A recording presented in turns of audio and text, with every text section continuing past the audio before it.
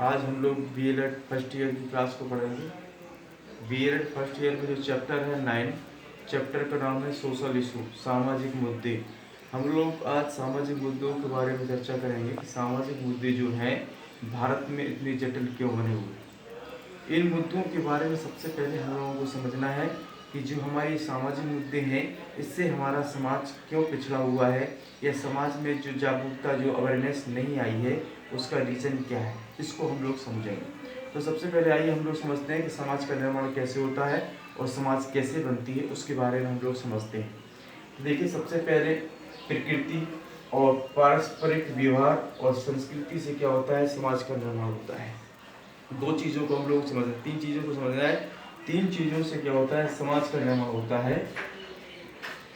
समाज का निर्माण होता है किस किस से होता है, प्रकृति से, पारस्परिक व्यवहार और संस्कृति से ही समाज का निर्माण होता है। तो सबसे पहले हम देखते हैं कि जो प्रकृति में क्या क्या आता है उसको हम समझते हैं।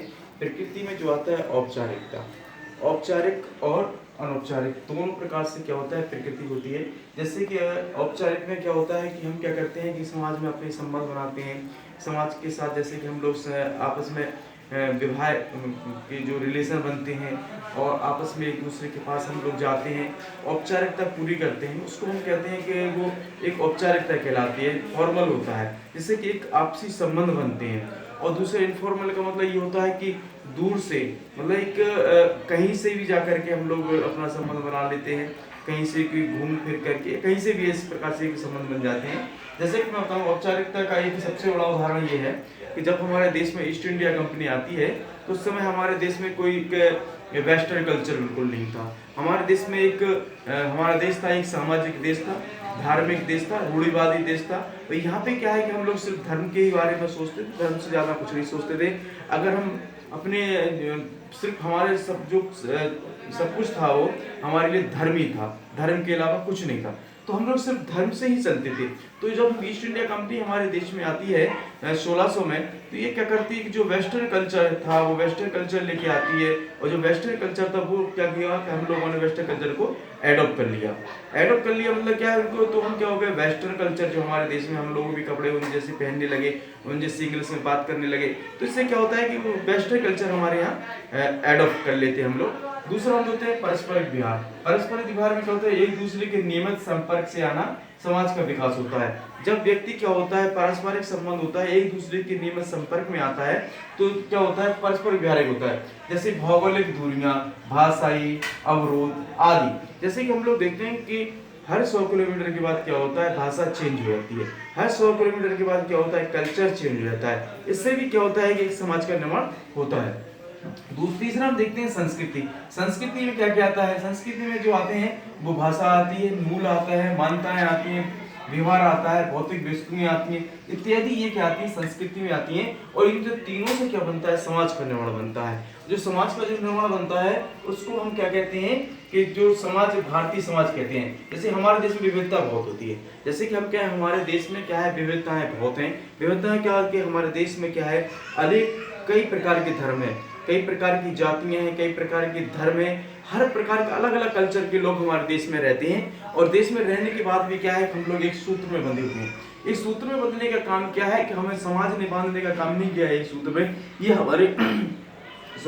हमारे कॉन्स्टिट्यूशन ने बांधने का काम किया है, क्योंकि हमारा देश जो कॉन्स्टिट्यूशन है वो कहता है विधि के समक्ष समानता। यानी आर्टिकल 14 में कहा गया है कि हर व्यक्ति को क्या है, एक विधि के समक्ष समानता है। जितने भी और पीपल जो इक्वल है, सभी क्या है, एक जो कानून है हमारा, संविधान के है उसके समान क्या है, सभी एक सूत्र में बंधे हुए हैं। और दूसरा जो हमारा आर्टिकल 15 कहता है, मूल वंश जाति के आधार पर, किसी भी प्लेस के आधार पर कहीं उसका जन्म हुआ, चाहे वो जम्मू कश्मीर में जन्म हुआ हो, चाहे उसका उड़ीसा में जन्म हुआ, चाहे उसका उत्तर प्रदेश में जन्म हुआ हो, किसी भी जन्म के आधार पर किसी पे भी अनटचेबिलिटी नहीं की जाएगी, सभी को एक समान माना जाएगा। तो ये क्या होता है कि हमारा जो कॉन्स्टिट्यूशन है सभी को एक सूत्र में बांधने का काम करता है। कॉन्स्टिट्यूशन ही जो है वो समाज को एक साथ बांधने का काम करता है। अब हम देखते हैं कि रूढ़िवादी जो परंपरा है, जैसे कि हमने देखा है कि सबसे ज्यादा अगर जो महिलाओं की बात अगर हम करते हैं समाज में, तो महिलाओं को सबसे ज्यादा अगर देखते हैं तो भारत के अंदर ज्यादा रूढ़िवादी समस्या रही है। और रूढ़िवादी समस्या रहने के कारण ये रहा है कि भारत में